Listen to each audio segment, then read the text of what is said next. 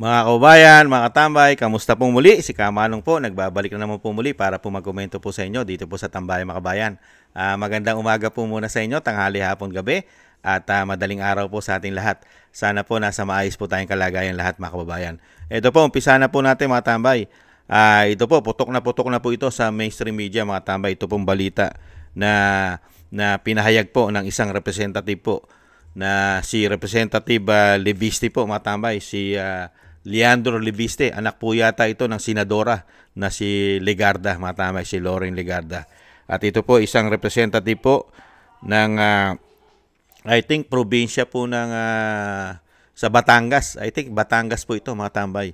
Pakinggan po natin ang sinasabi po ni Representative Leviste na ito daw po si Secretary Dizon mga tambay ay may kaugnayan daw po umano sa DPWH. At pinagpapaliwanag po ito mga tambay. Ipaliwanag kung talaga may katotohanan na may connection po siya sa DPWH contractors mga tambay. Ibang klase po mga kabayan, ano? Talagang wala pong usok na hindi talaga magiging apoy mga kabayan. At walang dumi na hindi aalingasaw, lalong-lalo kung mabaho ito. Maamoy at maamoy mo. Hindi po ba mga kabayan? Pakinggan po natin si Representative Leviste ng Batangas mga tambay. Ito po ang kanyang pahayag. Wouldn't want to say that I'm accusing, but that I am asking him to disclose and be transparent on whatever connections he or members of his team might have. Sa kalagitnaan ng panayam ng media kay Batangas 1st District Representative Leandro Legarda Leviste, may tumawag sa kanyang cellphone. Ito ay matapos nitong hamunin si Public Works and Highway Secretary Vince Dizon na isa publiko ang posibleng koneksyon nito o ng kanyang team sa contractors. Walang ibang detalye si Congressman Leviste sa aligasyong ito, liban sa nakatanggap umano siya ng impormasyon hinggil dito. So I am relaying what I have heard from multiple sources that Secretary Dizon or members of his team have connections with DPWH contractors. I was told by one source, some in his team are contractors. Patuloy naman ang panghihikayat ni Congressman Leviste kay Secretary Dizon na babaan ang halaga ng mga proyekto ng DPWH ng 25% para maiwasan umano ang posibilidad ng kickbacks. Tinanong naman si Congressman Leviste kung gusto ba nitong maimbestigahan din ng Independent Commission for Infrastructure o ICI si DPWH Secretary Dizon. Pero ang sagot nito, do believe that Secretary Vince is doing a good job given the very challenging job that he has, but that none of us is perfect and beyond reproach. And what's the venue, I don't know. And kasi what I'm trying to do is prevent future corruption.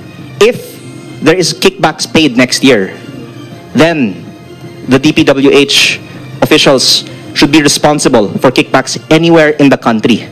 Samantala, naniniwala naman si Kamanggagawa Party List Representative Eli San Fernando na ang pagtanggi ng Diskaya couple na makipagtulungan sa investigasyon sa maanumalyang flood control projects ay patunay na walang ngipin ng ICI. Naniniwala rin itong maaaring mahikayat ang iba pang testigo o personalidad na isinasangkot sa anomalya na wag nang makipagtulungan sa investigasyon. Mga tambay, alam naman po natin ayaw nilang bigyan at ayaw nila talagang gawing state witness sa mga Diskaya mga tambay. Ito po mga tambay, ito pong pagtatanong po ni Representative Leviste mga tambay, madali naman po itong patotohanan kung talaga po yung aligasyon po ni Representative Leviste na may katotohanan po ba na ito pong si Secretary ng DPWH na si Vince Dizon mga tambay, si Secretary Dizon ay wala pong kaugnayan sa mga contractors po ng DPWH mga tambay. Madali naman po yan. Lalabas naman po talagang katotohanan. At malalaman naman po natin yan. At wala naman pong usok na hindi po magiging apoy. Pagka may usok, may apoy. Hindi po ba? At syempre po, napakahirap po itago ang dumi.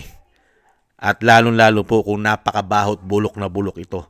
Kahit anong tago mo po, aalingasaw at aalingasaw po ito. Hindi po ba? Katulad po na nangyayari ngayon. Umalingasaw po ng umalingasaw ang baho ng mga korap at magnanakaw na politiko, lalong-lalo po nung pumasok po ang binagongang Pilipinas at ang 19 Congress. Halos majority po nila Ganon din po sa Senado at sa Kongreso ay umalingasaw po ang kanilang mga bulok na pagnanakaw. Hindi po ba?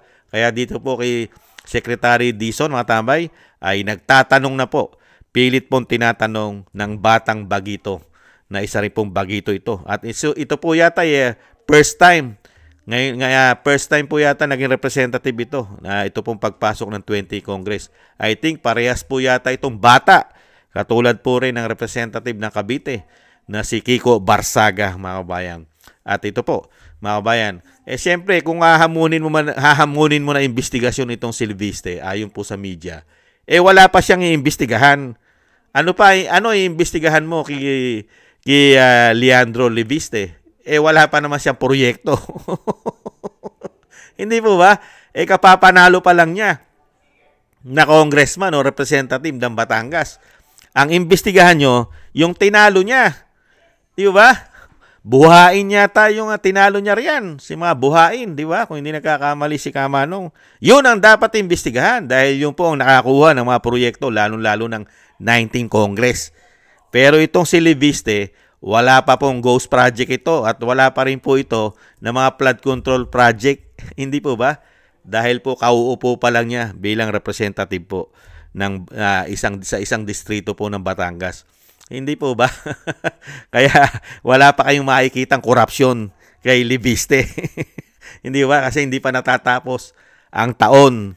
Hindi po ba? Kaya wala pang masisilip sa kanya. Kaya nga po sa future, kung in the future, sa kanya silipin. Lalo-lalo pagka natapos ang kanyang termino. Ang 3 taon. O kaya next year. Di ba? Pag natapos po ang 2025, dahil siya po ay representative na, ayan, silipin nyo. Silipin po ng maninira at habulin nyo kung talagang si Leviste ay hindi korap at ang kanyang proyekto ay tama at matitibay man kung ito'y karsada o ito'y flood control at wala siyang ghost project. Hindi po ba mga tambay? Pero dito sa issue niya, hinahamon niya po na ipaliwanag at patotohanan na hindi totoo ang kanyang sinasabi o akusasyon dito po sa DPWH Secretary na si Vince Dizon, mga tambay. Kaya abangan po natin ang mga paliwanag po ni Secretary Dizon, mga tambay, dito po sa pagtatanong o pahayag o sinasabing pasabog ni Representative Leviste, mga tambay. Ipagpatuloy mo yan, Representative Leviste. Talagang lumaban kayo sa korupsyon at syempre ang napakaganda po ng pananaw nyo, lalo-lalo po para mabawasan ang kickback komisyon sa DPWH ay ipagpatuloy nyo. Sana gawin po ng DPWH ang mga plano nyo na talagang bawasan at sinasabing lalo-lalo po ang umuugong na 25% hanggang 30% na komisyon dyan sa mga kickback. Hindi lang po sa DPWH at mga politiko na katulad nyo, si Representative Leviste. Di po ba? Mga katulad yung mga politiko ay grabe rin po mangumisyon sa mga pagawain na proyekto ng gobyerno at galing sa buwis ng taong bayan. Yan po mga tambay, ang pinahayag at pasabog ng isang representative ng Batangas ayon po dito kay DPWH Leviste. Kung may katotohanan po ba na siya po ay may koneksyon o konektado siya sa DPWH, lalo-lalo sa mga contractors, mga tambay. Kumikita ka rin ba riyan? Yun ang ibig sabihin Nakakakomisyon ka rin ba dyan, Vince Dizon, ang grupo mo, ang mga kaalyado mo? Kaya sana, imbestigahan mo na, niya, Representative Leviste, nang hindi ka rin naman mapaso at hindi ka masabihan ng fake news. Hindi po ba, mga kabayan, si Representative Leviste? maraming salamat po, mga tambay, sa mga nagusto po ng ating tambay, mga kabayan, sa YouTube at TikTok.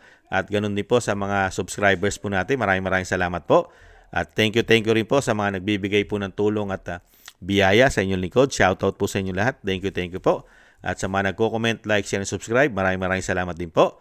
At siyempre po, yung dasal at panalangin po natin, dire-diretso lang po tayo na panalangin po natin na maingatan po pamilya Duterte, lalo-lalo po ang ating Vice President at ang dating Pangulong Duterte. na sila po ay mailayo sa kapahamakan, madugtungan pa po ang buhay at kalakasan at makalabas na po sa lalong mabilis ng ating dating Pangulong Duterte. Thank you po sa mga dasal po ninyo, mga kababayan. At syempre, ganun din po mga tambay, tayo po yung magdasal nang tayo po yung maingatan at ang ating buong sambayanan.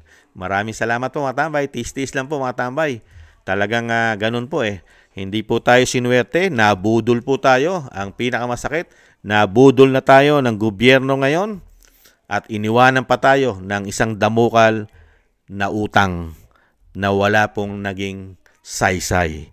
Kawawa tayo, pati ang mga susunod nating henerasyon.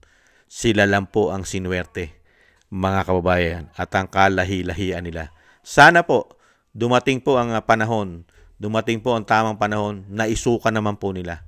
Isuka nila ang mga ninakaw nila at ibalik at maibalik sana sa kabang yaman po natin sa gobyerno, mga kabayan. Sana po maibalik po.